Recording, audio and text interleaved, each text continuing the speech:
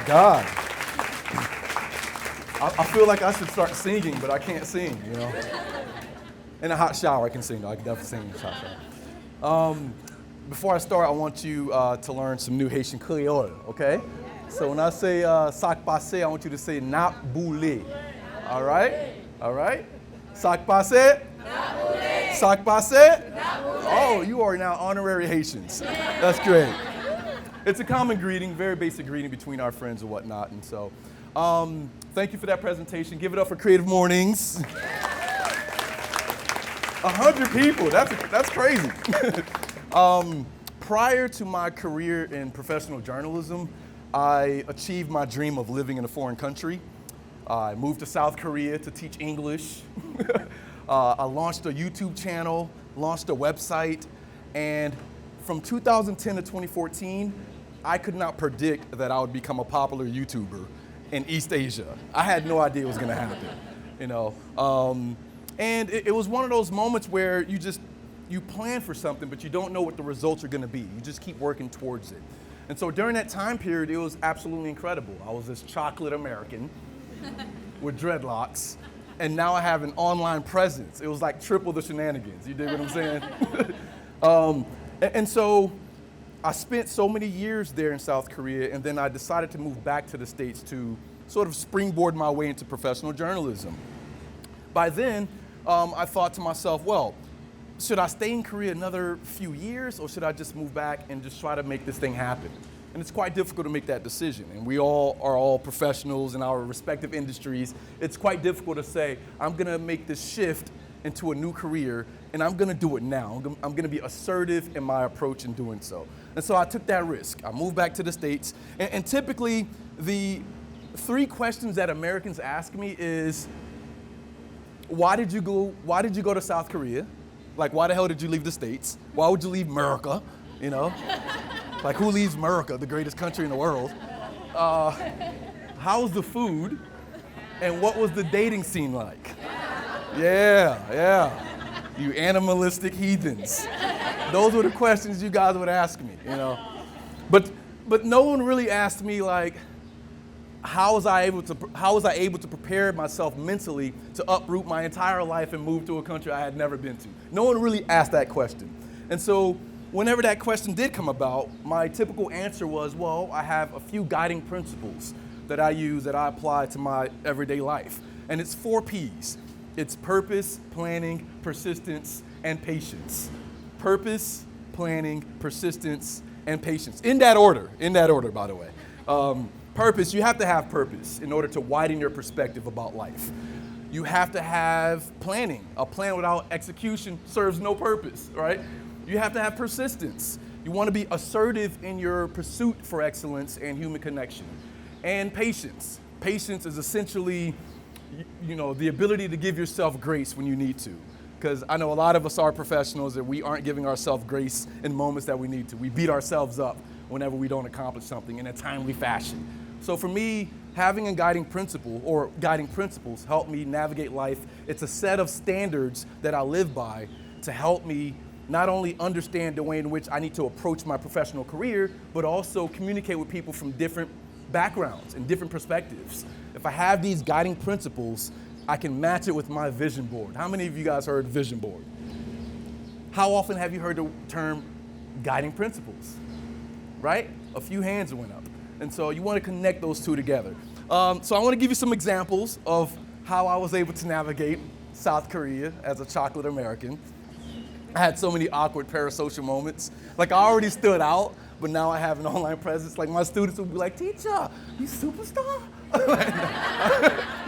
Going, you know, it's Korean kids, so they're on their phones like, my teacher is, how many views? 1 million? Like, and so yeah, purpose is the first one. Let's go to the next slide.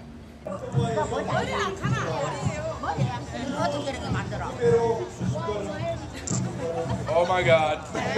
I did not give him permission. Here you go. That means his hair is real.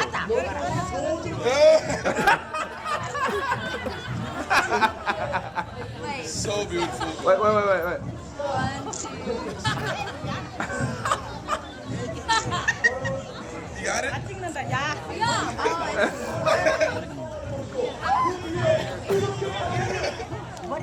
The hell? You just made her day. So, word. Oh, no, we'll go back yet. Pause this. You can just pause that. Sorry about that. I want to show that later. Pause the video. I wanted to show the next picture later so I can compare and contrast. That was fascinating, right? She was stalking me the whole time. She was like, I was like, come here, come on.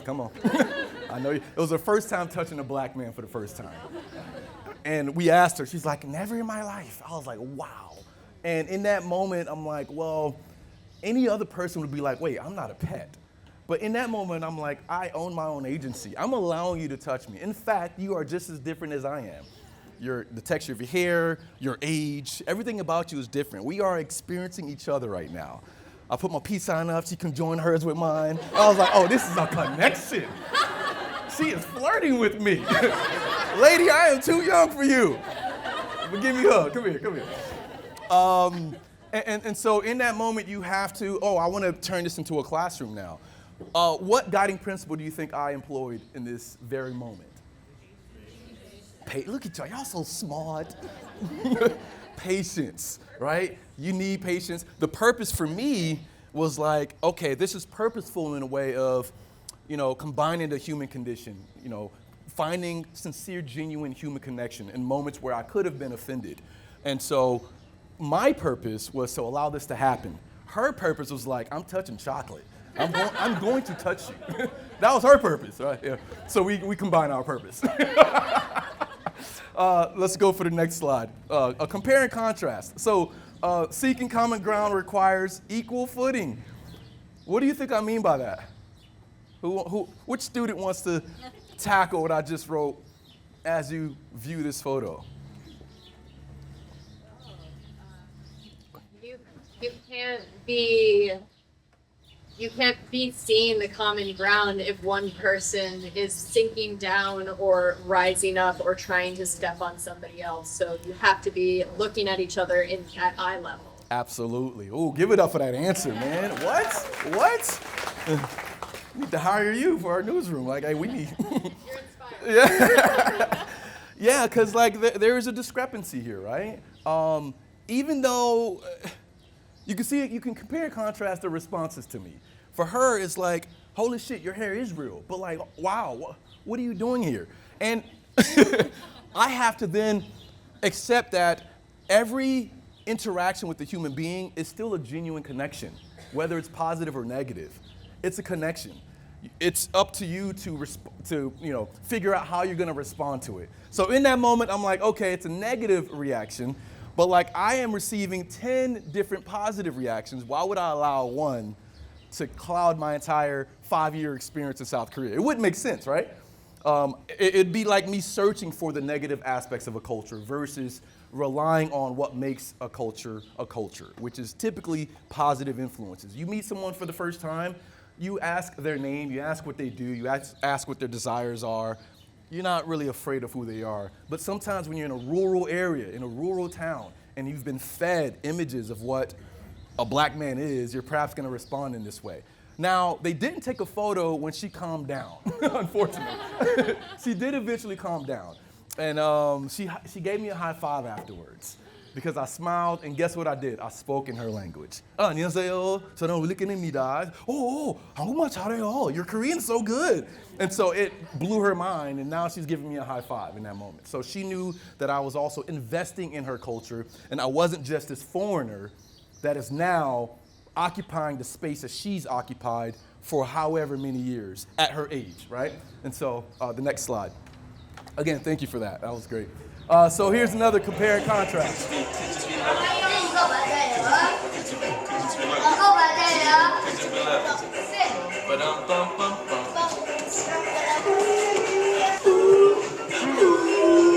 say, only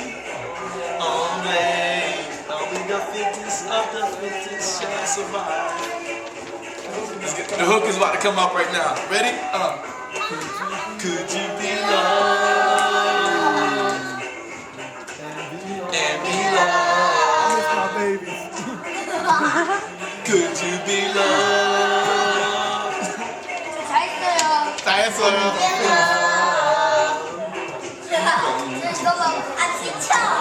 What? When?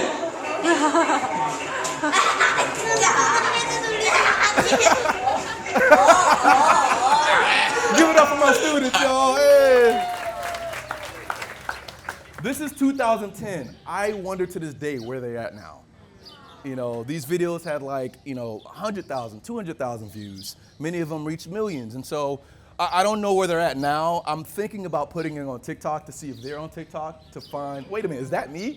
So I do want to create a retrospective series and bring my YouTube channel back to, I don't know, describe what it was like during that time period. But that's another purposeful moment. I knew that music can connect anyone from different backgrounds. My students, don't listen to your teachers. We all have favorite students. These are clearly my favorite students. I'm grading, and as soon as I play music, it's always those four that come up, every single time. And they also, kids say the darndest thing. They also ask very hilarious questions, like teacher, why is this lighter than the other side? I'm like, oh my God, you're right. I never saw myself in that existential lens. Well, why is my palm lighter than my skin? And I looked at theirs, I'm like, wait, yours is too. Yours is a little bit lighter than, anyway, that's a topic for another time. Next slide, please. Purpose and understanding. Planning, which student wants to read this? Who wants to, I select you. Okay. Planning. Guiding principles help you visualize accountability. A vision board helps you realize aspirations. Right? What do you think I meant by that? Who wants to tackle that? You want to tackle it again? Okay, there we go. I'm an artist, and so sometimes my ideas come up here. Just hang out there. Work here. But if there's not something that can help it make it tangible, where you can look at it and say, oh, this is the roadmap. I may not know step 1, 2, and 3, and 4, and 5. Right. But it's looking at me in the face. Then you can't really visualize your aspirations in that way. You gotta. Yep. That's why I brought this. Ooh. And what's that? This is Maria. She has a name. Yeah, my name is Maria. Oh, okay. You named yourself. Of course, because Maria lives in many different forms. Yeah. And so this has my drawings, my ideas, my journal. Ideas that you ideally want to execute. It also has my yoga classes site, also my yoga guide. It has my photography ideas that I would like to execute with other people. And then I come here and I find you, and I'm like, oh, Word, yeah. Man, that's amazing. That's amazing. Who watches team? Thank you. Give it up for her one more time. Give it up. All these incredible students. Who watches team sports by chance? I'll pick football and basketball. Okay. We all know that there's a coach on a sideline, and he has a whiteboard, and he's drawing up plays. That's the plan. It's up to the players to execute that plan. They have to score, right? And then the defense has to play defense. And that's what I meant by that. Like, people always talk about their vision board, but they aren't executing that board. Or they aren't at least even trying. And so when you're applying that guiding principle, again, it's not just about your professional career. You want to apply that to every interaction with a human being. What is your purpose for meeting someone? And are you, even if they have different political views, are you capable of listening to what they're saying versus listening to respond? Whenever I interview folks who have drastically different views from me as a reporter, as a journalist, I have to check my biases. I have to make sure that I'm giving room and space for that person to articulate themselves so that I'm not prejudging them, right? They may say something that I never thought before. And if they say something where I'm like, I can actually tackle that, then I'll, move forward. We can go to the next slide. Persistence, search for stories. I think one of the great ways that living in South Korea and traveling to different countries, whether it's England, Paris, Germany, I've been to many countries, it taught me to search for stories, to be assertive in my pursuit and not allow stories to just fall in my lap. I cover Palm Beach County. There's 39 municipalities here. 5 million people. It's a massive county. And so there's a lot of people constantly pitching me stories. Many of my stories go national. Sometimes I help my newsroom with stories out of Miami and Broward. And so I have to also be assertive in the type of stories that I want to produce. And for me, it's profile stories. It's covering the ethnic enclaves in Palm Beach County, whether it's the Hungarian community in Lake Worth Beach that arrived in Lake Worth following a failed 1956 revolt against the Soviet Union. And now you have Hungarian archers who are coming down and shooting. And so you're like, this is in Lake Worth? What? Because typically when you think of Palm Beach County or South Florida, it's Latino, right? It's Haitian, it's Jamaican, it's Puerto Rican, it's it's Jewish. It's all these sort of like basic ethnicities you typically hear about, but you're not hearing about the dwindling Finnish community in Lake Worth. And why and why and how. Do we have some Finns here? Hey! I ate some goulash soup over there. I went to the wife carrying contest. You guys know the wife carrying contest? Hilarious. And they kept asking me, bring your wife. I'm like, I'm not married. But I'll bring a woman. Just carry her. The next slide is Hubba Bubba. Anybody know Hubba Bubba? Hubba Bubba is like a street celebrity in Palm Beach County. He's a man with intellectual disabilities, great singer, great rapper, brings joy to the community, and he's known for hanging out in this bus stop in West Palm Beach. And he's there all the damn time. When I mean all the time, I mean all the time. Like he's there all the time. People drive by, they honk their horn, and his nickname is Hubba Bubba. Everyone knows Hubba Bubba. And some people even considered him like the mascot of West Palm Beach. And I thought to some extent that could come across as condescending or demeaning in a way. Yes, they're having fun on TikTok, his videos are going viral, but do you know his real name? His real name is Jamar Battle. And in that moment, I decided, you know what? I sat on this story for years, so I was failing in my own guiding principles. And finally, I'm like, Wilkine, get your shit together. Can we curse? I'm sorry. Yeah. A horrible teacher here. Get your stuff together and do a story on this guy. So I did a story, it went viral, everyone loved it. And this is his mother, his grandmother. His mother has issues with the fact that he's in this particular bus stop because as a mother, you're kind of like afraid a little bit, you know? But for him, he's like, this is my joy. This is my sense of freedom. Yes, I may have intellectual disabilities, but I'm also still smart. I'm cognizant about what I'm doing with my life. And that's Hubba Bubba. Give it up for Hubba Bubba, man. Yeah. And so, go back to Hubba Bubba? I'm sorry, that's my apologies. So the story did really well, and so the Palm Beach County Commission honored him with a proclamation. Yeah, and so that was like the next step to the story. I did not know it was gonna happen. So he went to the Palm Beach Commission. Commissioner Mac Bernard came up with the plaque. The entire commission's clapping. And it was just a great full circle moment for him. And so it just goes to show that when you tell a compelling, authentic story, the community will rally around. I think we don't give enough credit to ourselves to rally around each other whenever someone is either doing really well in the community or going through some sort of trial and tribulation. We rally around. So give yourself applaud for being for your family, being for your friends, and being for everyone else in your life. Give yourself up. All right. All right. Patience gives you the grace you deserve. How many of you beat yourself up quite often?